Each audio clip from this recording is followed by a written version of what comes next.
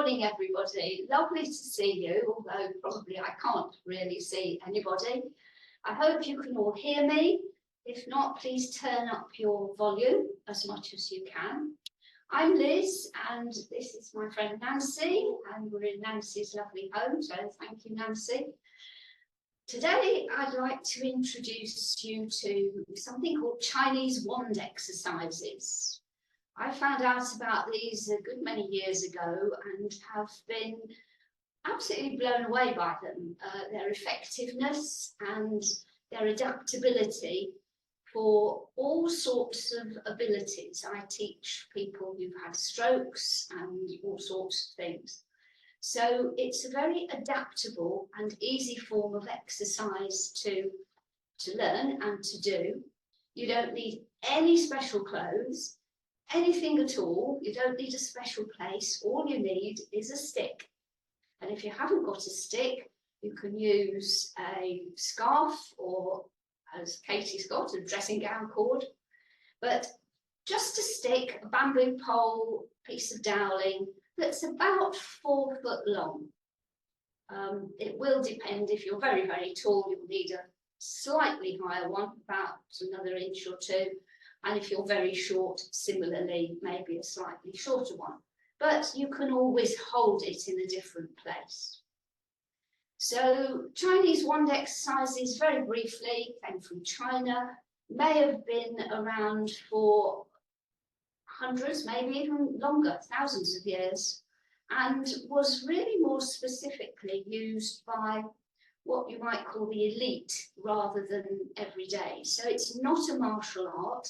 It was invented, devised for health, for well-being, because people working in and around the court and the ruling classes themselves perhaps didn't get as much exercise as other people because they weren't doing any physical labour. So these moves were devised by the doctors of the court, and they may have some similarities to certain martial art movements, but they are very specific for health and well-being. There are 17 moves. We're not going to get through them all today. Some are standing, some are done seated, but all of them can be done seated. And that's why Nancy is on a chair, because I work with the stroke group who often have to sit, they can't stand. And even if you're in a wheelchair, you can do most of these exercises. You'll be surprised what is available to you. So, just to remind you, it did come on your reminder sheet. I can't see you, so please work according to your ability. Don't try pushing yourself. The whole point is to hold the wand as it's a way of restraint and release and resistance, so that you've got something to work with. You're not working with your good side, I'll use that word advisedly, and just keep pushing that up. You work to your level. You could be here, you could be here, you could be here. Some people will be here. Some people will be here. So you work with your own ability, and we always work to the day. Yesterday I was really stiff. I haven't done much this morning, apart from drive to Nando. I could be stiff today. This is working out where I am and then how I can get further. And I hope that that's how you will manage to work yourselves. So, just a few instructions with holding the wand. We're in this position, holding the wand over the top, and very lightly. If you can hold to the ends, fine, but we don't want gripping like this. And just as a reminder, if you've got a bamboo one with a hole in the end, please don't stick your finger in it. Somebody once did in a class, and it took us a while to get her out. So please don't do that. Holding it level at all times, apart from 1 or 2 exercises where we move it around. Get the idea of just pulling very slightly on it. That's again a bit of resistance, but also helps with maneuvering the wand into the right place. Hold the wand evenly from each end, not like that, and try and keep what you might call a middle point. I've marked the middle of my wand so that I'm keeping that in the middle. Don't rush, don't force, be patient. And we're going to start very lightly, and if you can do more, yes, eventually you repeat those, but otherwise always keep at the first level. Right, what are the benefits? Many. It works all joints, all muscles. It helps with balance. Even if you're only sitting, you're still activating this as your balance area and working with a lot of muscles back and front, deep inside the body. I'll talk about a couple of other things as we go, but let's get started. The first exercises, we don't actually need our sticks. And if we're standing, we stand with our feet,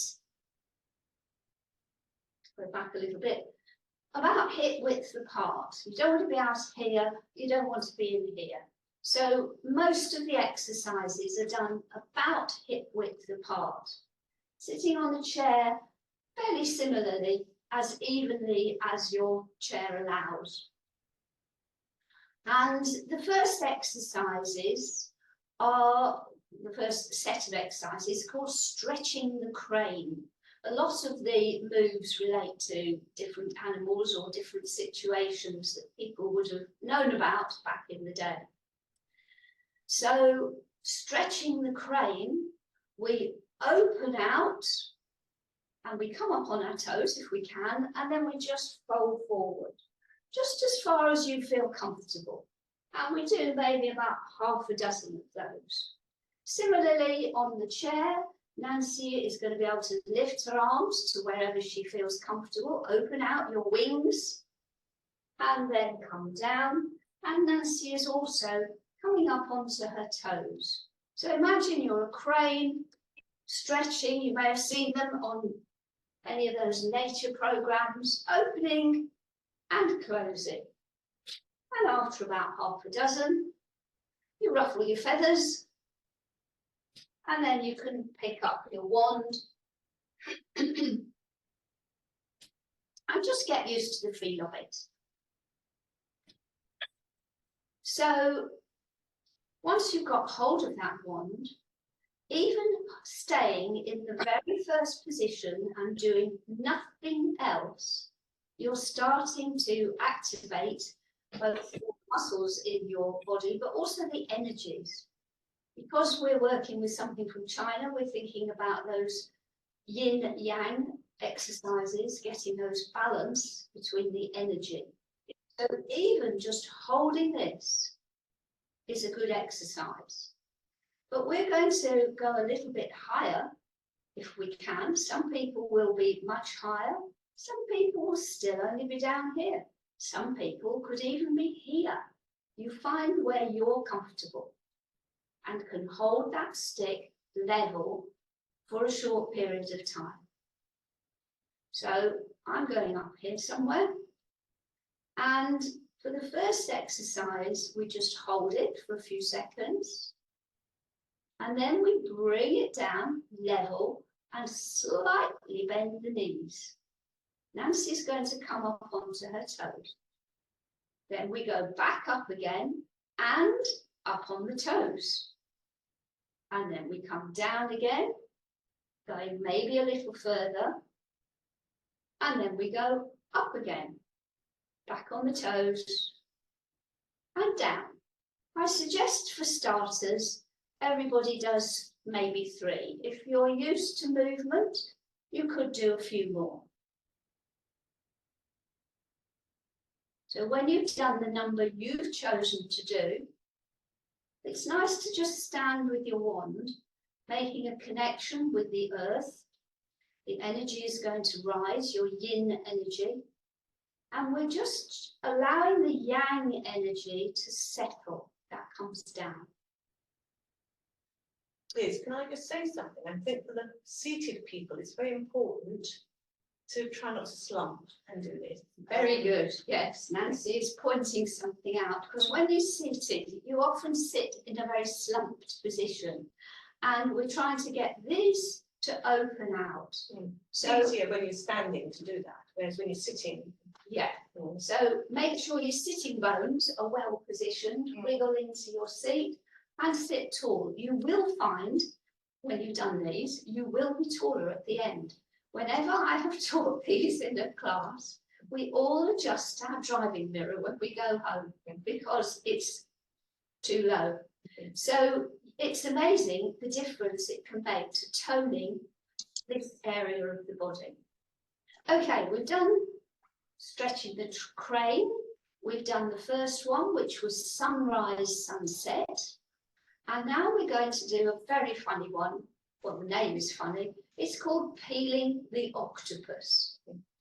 So for peeling the octopus, we hold our stick either on the top of the head, or this is the position it should be, round here.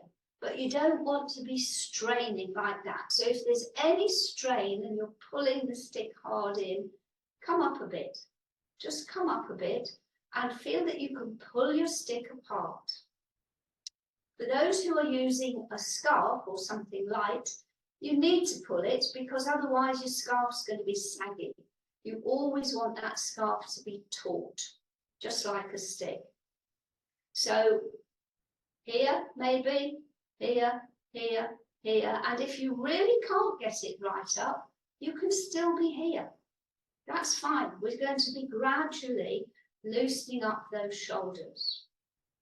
So Nancy's chosen for today to be on top of her head. I'm going behind in the classical position. And then we just almost, it's like combing your hair, up and down. So Nancy is going to see if she can just comb the back of her hair slightly as she goes down. Because our aim is to get it down. And some people, after 2 or 3 repetitions, might be a little bit lower. So you go up and you go down. This is the one I always find a bit difficult, so take it easy, you know. Absolutely. What's for you? I will just talk, you can carry on, but as Nancy has rather tight shoulders, she finds that difficult to comb her hair down the back. Probably even when she's actually combing her hair, she might be doing something like this. So you work towards rather than try to screw yourself up to do something weird. Peeling the octopus, I've no idea how you would even consider doing that, but there we go. And you rest. You just take a moment's rest. When you're sitting, you can sit with the wand across your legs. Next one is called twisting of the snake. I'm going to get Nancy to demonstrate the seated version. I will also do it as a standing one. But we've adapted this for people who really struggle, but also when you're seated, it can be difficult to do the big one in the chair. So we call this one paddling your canoe. And for this, we start with the wand at about this level, and we're going to think about keeping our elbows up as much as possible, not lifting the shoulders, elbows up. That's another reason for having this resistance with the wand. And then we're going to turn the wand, not our hips. We're going to drop our paddle into the water, and we push the bottom end forward and up, and then drop the other one in. And if you just do this, you will start to find that you are moving some muscles along the sides of your body, in your abdomen, in your back, and you're just canoeing. So that's the first one. And it's important to bring the back hand forward. We're not going that way. So the back forward and up and forward and through. Okay, so we'll just take a rest a moment and I will show you how we do the other one. This is a bit like a pretzel, people do get in a muddle. So stick with the other one if you're comfortable. Nancy can carry on, she'll stop if she needs to. Don't lean, Nancy, make sure you stay upright. True. In your boat. Don't need to lean at all, your head doesn't need to move. You're just moving around your shoulders. So twisting of the snake in the actual position, we do that similar move, but we're down to the side. We've got a gap now here, you can see. I'm going through and round and back. And then the opposite arm, round and back. And you just lightly touch on the back of the shoulders as you come round. As you get more adept at it, I will show you, but I don't want people to copy. You could be down there. But please don't do that until you've got the initial move right, or doing what Nancy's doing, because we're freeing up these shoulders and shoulder blades. Please stop as often as you need to. Even if you're only watching, we're going to repeat these in a moment. So you're just watching. You don't need to actually do them if it's uncomfortable. Just hold the first position. Liz, I think it might be worth repeating about the graduated nature of these. Yeah, we will repeat that. As I've shown you, we are doing it in stages. Because we're working with the energetic nature of these, we start with what's called our yin position. That's always the very start one. And we end up with a yang position. But in between, there are 5 more, relating, if we were talking about it, to the different elements: earth, metal, water, wood, and fire. But we always, no matter how often you've done this, how adept you are, you always, always, always go through the 5 stages. Good point. It is really important. Even if, as I said, yesterday I was stiff. So today I know I need to work through each phase to see where I am today. We always do it. Once you've got your idea of where you are, then you can go yin yang. But we've got to get there. So that was twisting the snake. Now we're going to do twitching the dragon's tail. We do a lot of weird things with this. So twitching the dragon's tail, we again start with our wand at the back, if we can. Not like that. So if you're stiff, start up here, or even be here or here. Doesn't matter. I will show you from here. Nancy's going to show you from a different position. For this one, our number 1 stage is here, yin. Then we take our left shoulder slightly forward. This will look like right on your screen. And then we come back. And then we do a tiny tilt and come back. Then we go the other one, slightly forward. That's the first one, our earth position. And then slightly down. If that was okay, we can move on. If that was difficult, you repeat that one. Second move, metal, we go a little bit further and dip a little bit more. And each time you might progress a little bit further, but you might not. Don't cheat yourself by thinking, okay, I know I'm supposed to do it and do something like that. We don't. Or do a twist like that. Hips stay to the front and you are gradually working through the stages And you'll find you loosen up surprisingly quickly with all of these movements because they are devised to gradually pick up on the different muscles and just go deeper. So that one is called twitching the dragon's tail. Don't overdo it, folks. Take a rest when you need to. And those of you working with scarves, remember a wand can't bend, so don't pull the scarf as though you're wrapping it round you. You have to work a lot harder with a scarf to just keep pulling it apart to keep it long. So rest as you need to. Please don't overdo this. Day one, you probably will be aware a bit later on of how you've used muscles, particularly around your shoulders. So please be careful, people. Okay, a moment's rest. And then we go to the opera, Chinese opera. So for Chinese opera, they have very often big sleeves on their costumes. So we want to show that we've got those sleeves. So we're holding our arms up, not flopped down here or tucked in. So just that might be enough. And you'll need to watch rather than do for a moment, else you won't see what's happening. And I'm making a little bow and taking the wand down in front of the body.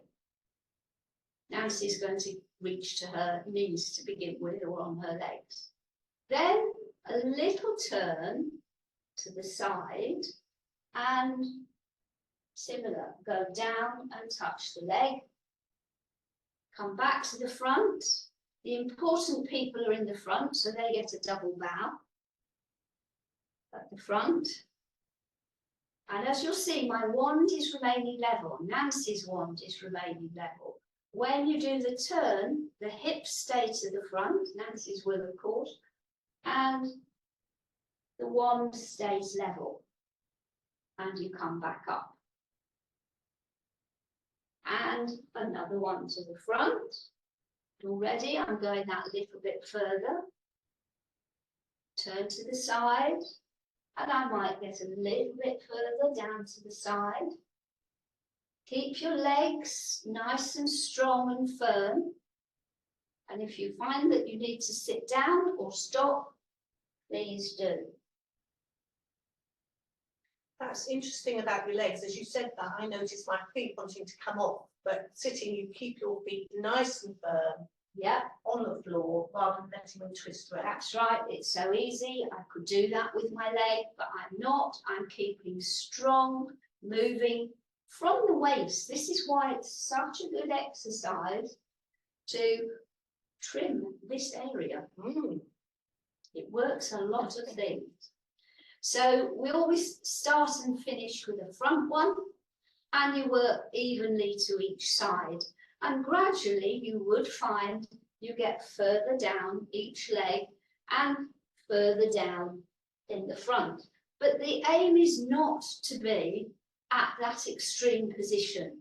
You go to where you find it the most comfortable for your body, and then you gradually, with these steps, improve. And you will be surprised how quickly that makes a difference.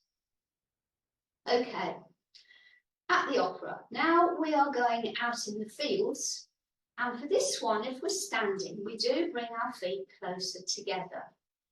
Sitting, Nancy can do the same. Again, you find where you're comfortable, where you can sit nice and erect, so don't slump, and don't try pulling those knees in, which is quite often what you do when you're sitting. If you've got a sore knee or something, you pull your legs together and then you tend to slump. So we're now going out in the fields, and we're going to imagine that our wand is like a yoke, and we've got 2 buckets on the end, water or whatever. If it's a yoke, it could be here. But in some countries, there are double yokes. They're in the front. They're even on the top of the head. So you find, again, where's your position for today? I'm going to put mine here, but you don't have to. Nancy's going to use hers in front of her chest. And imagining that you've got heavy buckets holding down and you're not going to spill it. So we see somebody coming and we do a little bow. We keep an eye on them and we just do a tiny bow. So we're going from the hips. I'll do this from the side so you can see. Nice and tall, and then a little move forward. And then each time you might go a little bit more forward, keeping that wand level, because very often if we have tightness at one side of the back, we've got scoliosis or whatever, we'll end up going like that. So for this, it's quite useful to see yourself and be content to just go there if necessary, rather than keep moving down. As soon as you find yourself twisting, and I know I do on one side, I stop, watch, and come back up. It's amazing actually how this can change your posture for the better. So each time we're going forward. Because Nancy is sitting and holding her wand here, she keeps that wand attached to her chest. Because it's a complete yoke. Again, don't do too many, folks. You'll be feeling it. And the other thing to mention, isn't it, Liz, that when you get down further, you still look. You still look ahead, because you've no idea who this person is. And in ancient China, you have to be very respectful. So initially you think, oh, that's Fred from along the road. But then you might find it's somebody really important and you really do have to bow, but you keep an eye on them. And now we've done a few, I think the other thing to mention is how nice it is to rest a little bit in between and feel it. Yeah. Feel what you've done rather than what's next. All the time, just keep taking that moment or two of rest. Keeping tall, keeping long, and using your wand as a bit of support, even if it's on your legs. Feel that you have this yin energy, which is rising, to meet the yang energy, which is dropping, at this area here, your center of balance, your center of gravity. So you just take a moment or two to balance yourself. So we've greeted the traveller, but now we're going to, I'm going to work this one out, what it's called. It's called searching for the hatchet. So I don't know whether you're going out to chop some trees down or you're going to attack this person, but we take our feet wider again, just a little bit, hip width. And this again needs some adaptation for a chair. So if we're standing, I'll just show you this first. We hold the wand a little bit further in from the edge. And what we're going to do here, it's a very similar move to what we've just done, that same bend. But as we bend, we take our stick up. We're still looking forward. Stick up, forward bend. So I'll just show you this one first and get those who want to do that one working. This is knuckles are facing the front. Yeah. And her grip. Same grip really as when it's round the front like that. So my knuckles are like that. I'll show you from the side. So what we don't do is that and that. We make sure we lift as we go. Otherwise you just end up with a forward bend and you stick going nowhere. So you lift and then bend. Okay? And you keep going as far as you can. The actual yang position, you might be right folded over and your head looking at the ground, but the rest of them, you continue looking up. Now, if you're on a chair, that's a bit of a challenge because of getting the stick round the back. So I find that it's much easier if people can, and then not always, because again, it depends on the chair, holding the back of the chair. And as Nancy bends forward a little way, her arms are going to come up a bit. And if the chair's not right, you can just have your arms stuck out behind you like that.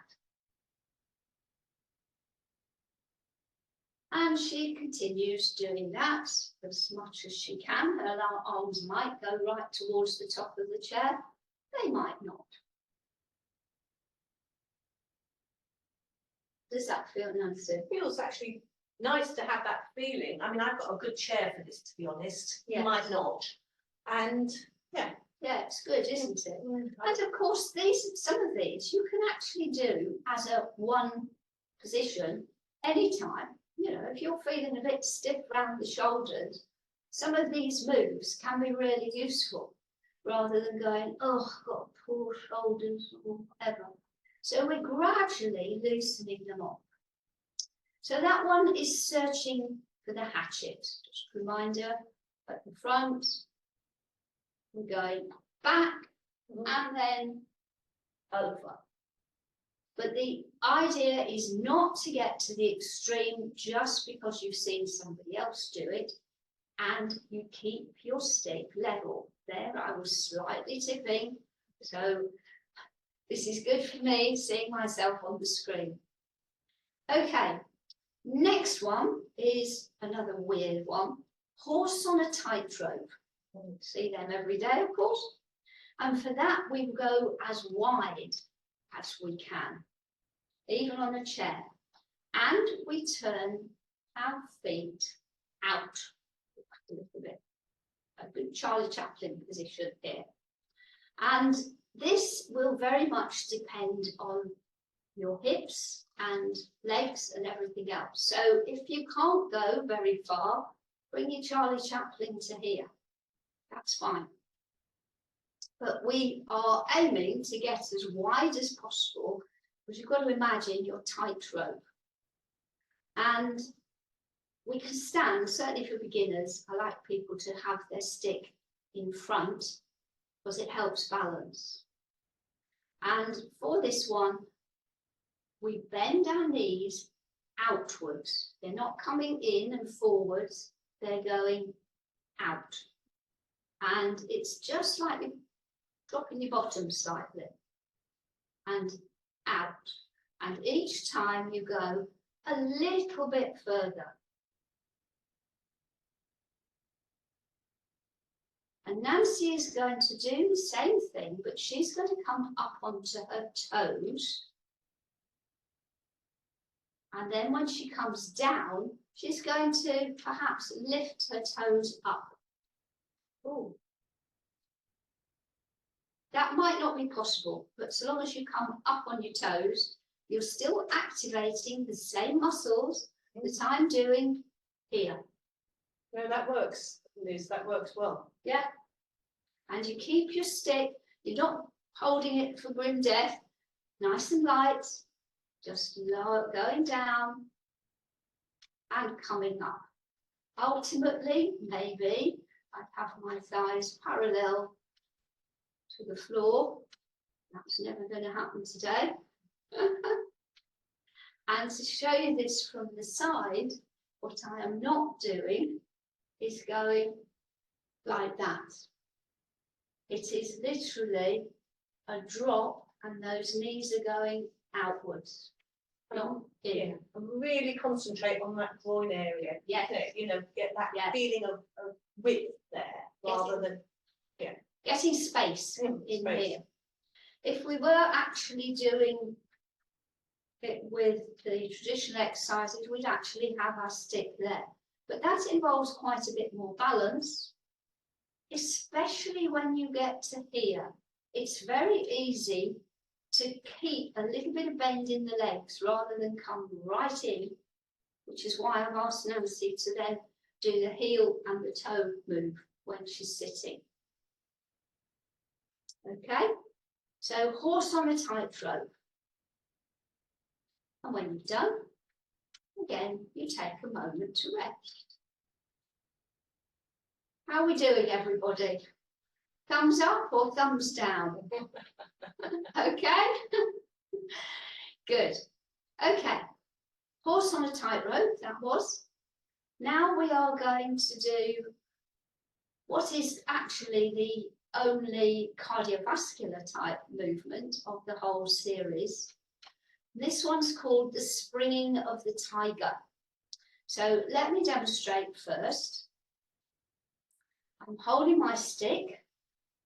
You guys over there are the tiger coming at me. So I'm going to ward you off. I'm going to take a very small step forward, thrust my stick in the air, not wobble, and come back. It's much easier to do this quicker, actually. So you go forward and back, same leg, and each time I'm going a little bit nearer the ground. And I'm leaning back, because what I want this tiger to do is to come, I'm holding it like this, and I want that tiger to go over the top. It's not a lunge, because if you start doing that, you're more likely to wobble and you'll end up as tiger dinner. So from the side, if I just show you, here, you thrust your stick and do that move. So it's a little step, it's not a big lunge like that, because ultimately this back knee is heading to the floor, down like that. Nancy on the chair obviously can't do that, so we've adapted this one that one leg goes back under the chair, if that's possible. You may need to sit sideways on your chair or all sorts, but the same idea, you're thrusting forward, but the other leg goes back at the same time. Then you step forward again. And it's a thrust, it's not it's an effort, like that. You can go oof with it. Yes, Or let's do the tiger. cloud sound. You can do that. You do the same leg a few times and then you swap.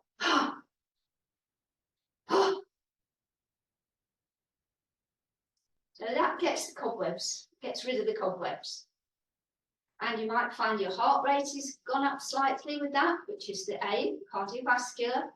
Always good to just have a little bit of a raised heartbeat with exercise. And then you rest until everything just calms down.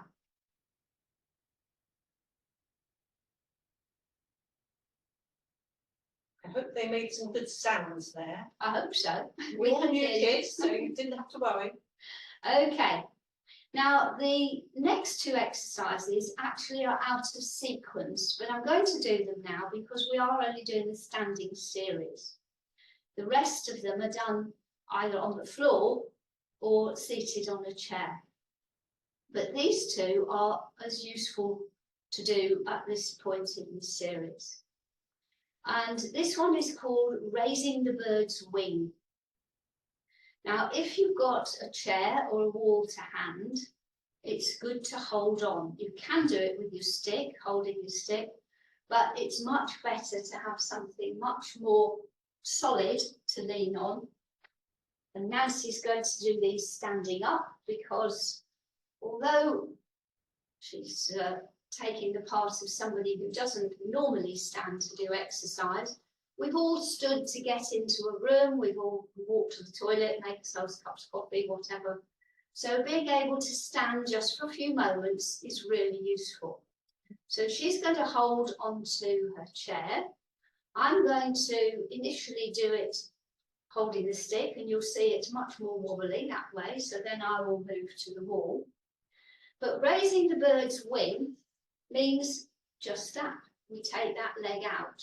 Now, because of balance, the stick wobbles.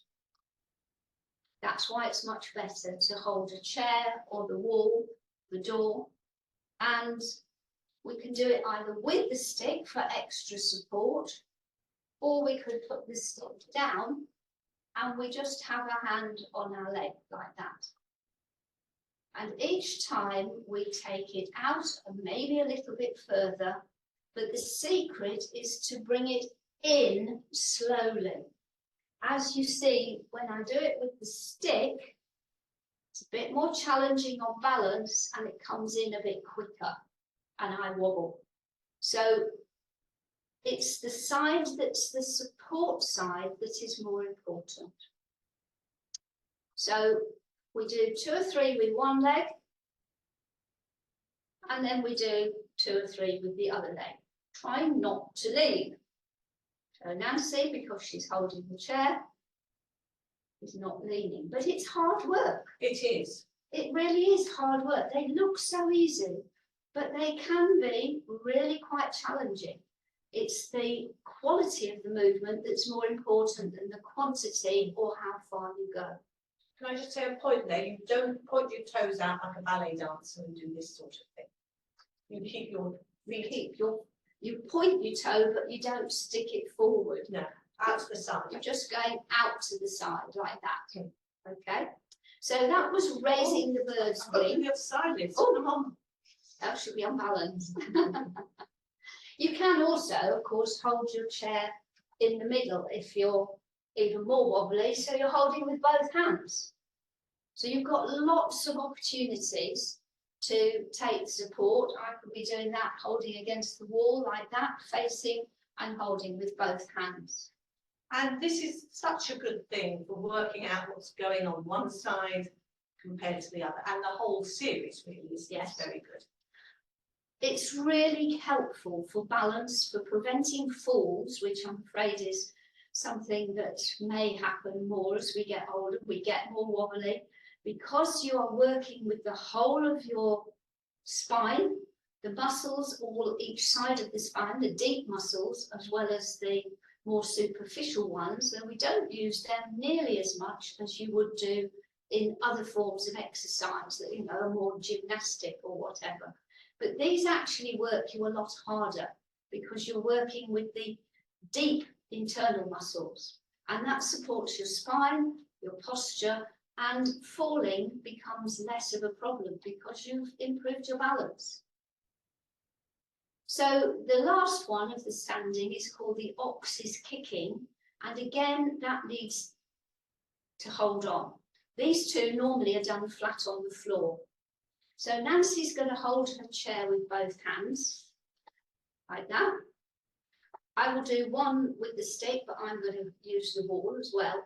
But what we do here is hold on, and then we take one foot back a little way, and then bring it in. Now for this one, it's as though you're standing on your tippy toes, and then taking the leg back.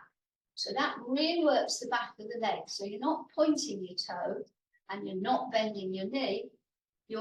It's like you've got your tiptoes down and then you lift the leg up. And again, you do a little bit with each leg. What you're not doing is leaning forward. As I get my leg up a long way there. Absolutely. That's why it's good to work against a wall, because if you lean forward, you're going to bang your nose. So each move, it's better not to do that one with the stick, but you can, and I wouldn't go too far. But it's like you've got your tippy toe rather than point, because if you point, there's more of a tendency to bend that knee. So ox is kicking. And then we stand. And we take our stick, and this time, I want to sit again, Nancy, for those who need to sit. Nancy's going to do this very last one, which is just called Confucius, I can't even say it, Confucius shrugs his shoulders. Oh, that's a good tongue twister.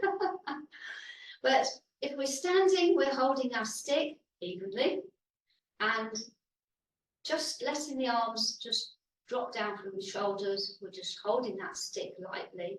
Nancy's just going to let her arms hang loose and long, and then we shrug up, roll back and down, and the stick stays in contact with your legs and your bottom the whole time.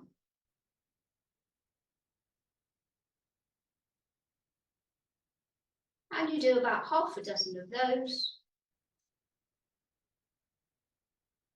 And your arms stay nice and heavy and long. Yes, which on a chair, you're inclined to do this movement, even with the stick. That's why we keep that idea. We're not doing that, we're keeping that.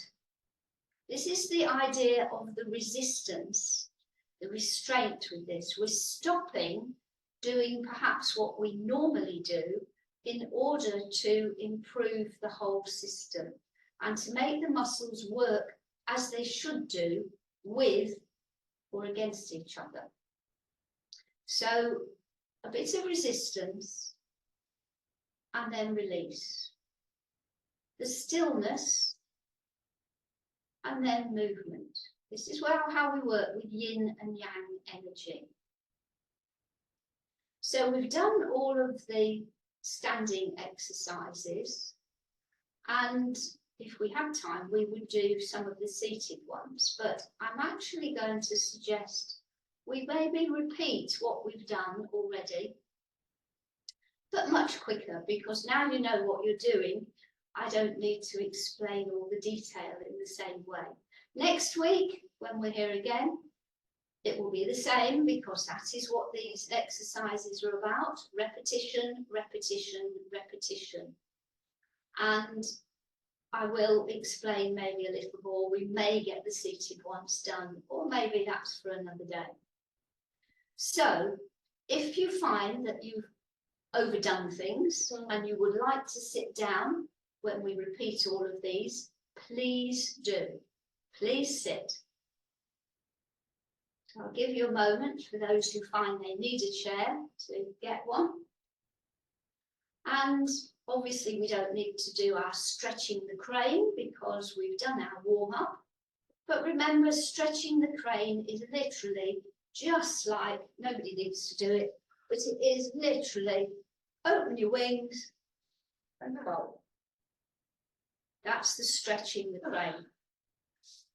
And then we go to sunrise, sunset. I've not mentioned breathing throughout all of this. There is a specific way to breathe, but you probably, I believe, have been breathing all the way through, and your body will naturally breathe as it needs to. So when you open, you're tending to breathe in. When you're coming down, you're probably breathing out anyway. But there are some certain other changes. Okay, sunrise, sunset. Nice strong legs, about hip width apart. And holding your wand level.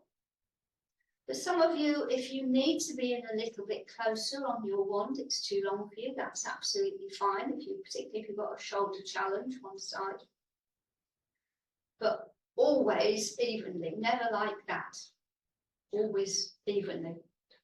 Can I just mention also, if you've got a long scarf and you're holding it right at the end, you don't want your arms stretched out either, No, do you? no. You do want to come in a bit to get Yes. those elbows. Certainly do. So that it's your elbows do the work, not like that. So, sunrise, sunset, we start as high as we feel we can. We come down a little way with a little knee bend. And we go up and onto the toes. And we look sort of upwards rather than down. We'll just do 3. Or for some of you, that will be 1. And when you've done your 3, or none, or 1, you take a rest.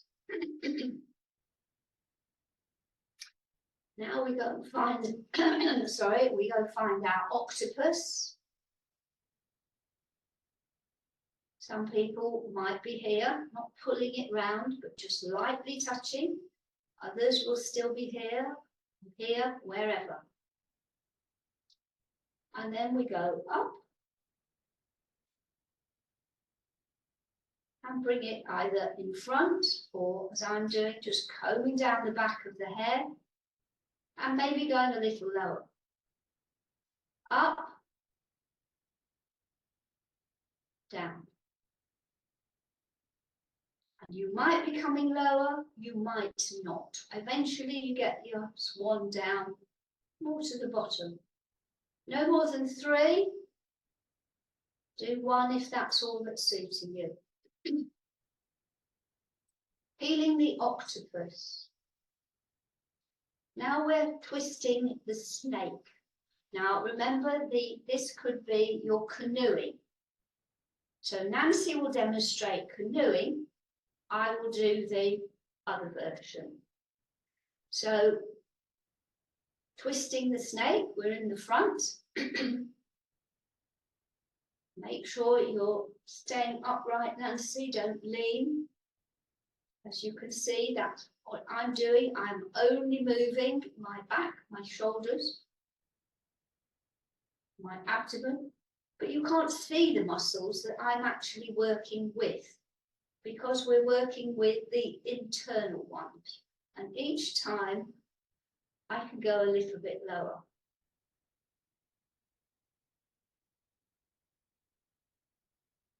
And we swap sides.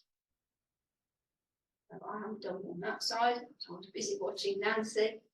We swap and we come round.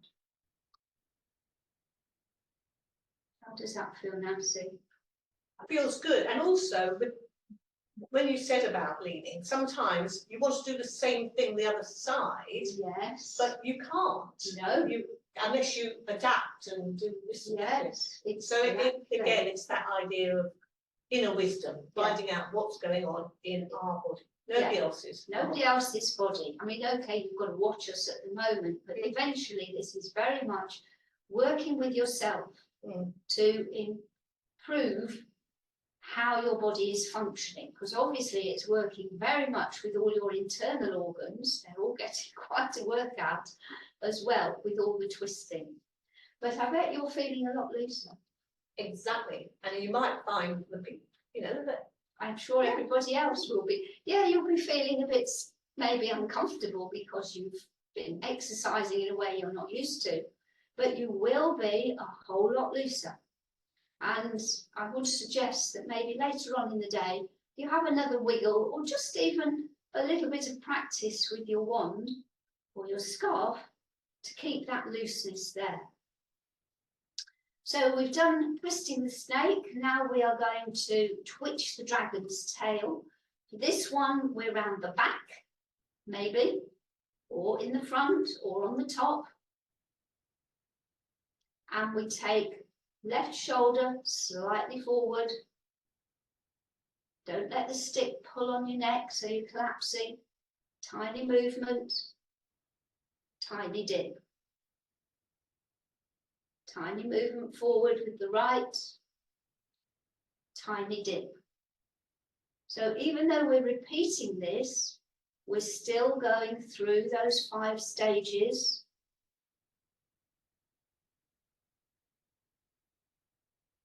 And if you're very stiff, you won't be doing all those 5 stages.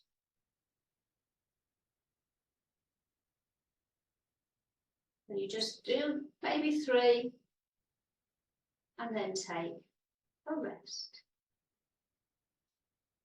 And you might be noticing how that rest period, there is more quality to that. It does feel more restful, more still, both in your mind and in your body.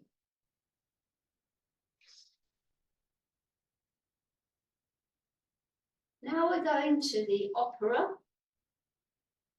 So nice big sleeves, don't collapse them. Nice big sleeves, knuckles still facing forward. And once you've got your stick, you go forwards a little way, bringing the stick down, coming back up. Turning to the left, going down, your arms straightening, bring it back, and then turn to the front. Don't turn to the front till you brought your wand back up. Down, and up, To the other side, don't twist the hips. Down and up. Even on a chair, Nancy would be able to get to the side if her chair allowed it. Depends on the type of chair you're using. I've just come a little bit further forward on my chair, and that's been quite useful. Just to give me a bit more space. So each time we do this, we work to each side, and we always finish in the middle. So I've got to do one more to my right to be even, but I am not twisting my hips round, because otherwise the little deep muscles alongside the spine won't get their share of the action. And then you rest.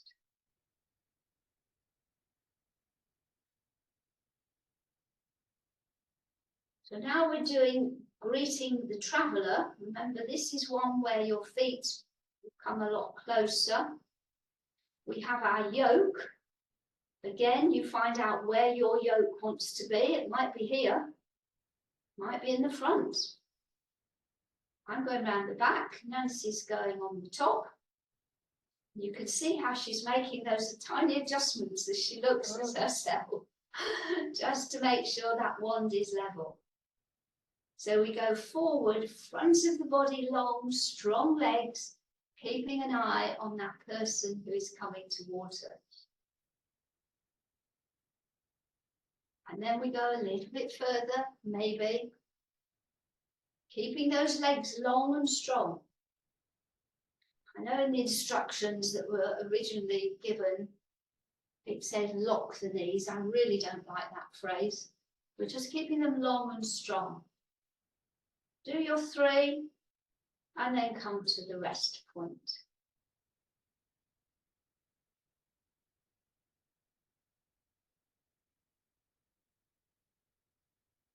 If you need to rest for a bit longer, that's absolutely fine. Now we're searching for the hatchet, so our feet go back wide again. I think it's worth saying, Liz, if people have had enough, you could keep watching, couldn't Yes. you? And you know, learning. Yeah. Keep joining in mentally, even, you know. Yes. I did say earlier on, you just watch if you feel you've done enough, because actually your body will still be following the moves internally, funnily enough. It's why they do a lot of visualization, certainly for sports science now. So yeah, don't just sign off and think, oh, that's enough. Sit and watch. Okay, still wide, but not as wide. Nancy's going to go up the back of her chair. Remember, you lift your stick and go forward at the same time. And you really do have to work with this one to keep the stick level. And when it comes back, you'll know if you weren't working level, because it's got to touch your bottom evenly at the same time. Nancy has the advantage there with the chair. I often find that it touches one buttock more quickly than the other one. So you really have to work on this one. As you can see, that stick is trying desperately to go to one side on me. So I'm really having to work to keep that level, rather than even just a tiny bit, it's going to the side. And it's how you do it, not how many you do. So another rest before we get our tight ropes out, the horse on the tightrope, nice and tall. And we're going to take our knees out to the sides. And if they really don't want to go, just stand like that for a few moments. You'll start to find muscles down the backs and the sides of the legs that you probably haven't been acquainted with for some time. So it's very useful for people who have had not immediately recently, but perhaps have had knee problems, this starts to strengthen them. And Nancy, by going up and down on her toes and heels, again, she can do this. It's still strengthening these, even in that position. So after 2, 3, whatever, take a rest. We're going to not be tiger dinner, so tiger springing. So holding your stick, don't grip it. You're not going to be afraid of this tiger. You're going to ward it off. So a small step, like a walking step, and bend that back knee. And you thrust it away. 3 with each leg or 1 with each leg, and then swap.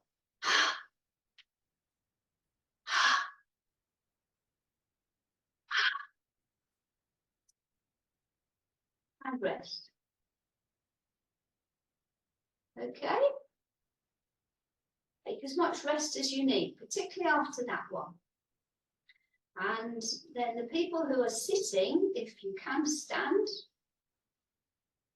then take hold of the back of your chair.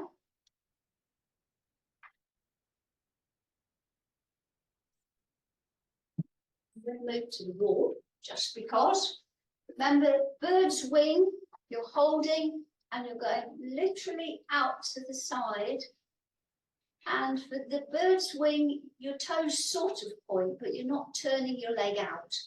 The toes point, but you're still going directly out to the side. Now, I wore this jumper, so this can see exactly what I'm doing wrong. So When it's it's just really good. It's feedback for me as well. special request. You realise how much you adapt. Yeah, But that's a really good, and it's this slowness coming back. it's Isn't the it? slowness coming back. And people do struggle, particularly if you've got balance issues. That leg will come in. You'll be able to take it out slowly, but it will come in much quicker. So brilliant exercise. Just do it in the kitchen while your kettle's boiling, to be able to take that out and bring it back.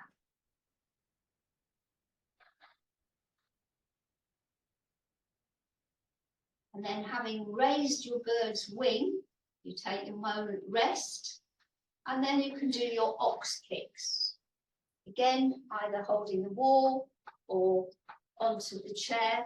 And remember, for this one, we want the backs of the legs to work, and into the buttocks. This is very good for these muscles. So it's like you're working from your toe tilted in and going back, not pointing your toe, as though you're standing on tippy toe to take that leg back. And we've talked about this in the past, Liz. This is a particularly good one for walking. You know, it'd be Brilliant. you know, to keep the walking strong and determined. Yes. Yeah. Unfortunately, as we get older again, because of balance and other issues, our legs become less strong. We're not using them as much very often. And for walking, it's so important to have both the backs and the fronts working. So our bird's wing works the inside, but along the front, because we're pointing that toe forwards but down. And for the other one, we're taking that leg back, but as though we're turning our toes in.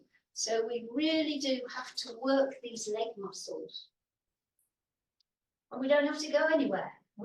So even if you're confined to the house, these are brilliant. Okay, ox is kicking. Now we are back to old Confucius. So nice and calm, holding the stick or letting your arms drop down by your sides. Wait for a moment. She's always in a hurry, Miss Nancy. We go up, keeping those arms long, round and back. Up, round and back. About half a dozen.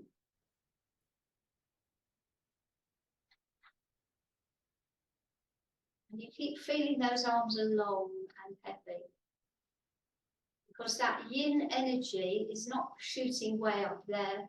the yang energies come down, and it's all settled to here. So when you've done your Confucius, you can actually just rest for a moment, one hand over the other at the belly, whether you're standing or sitting.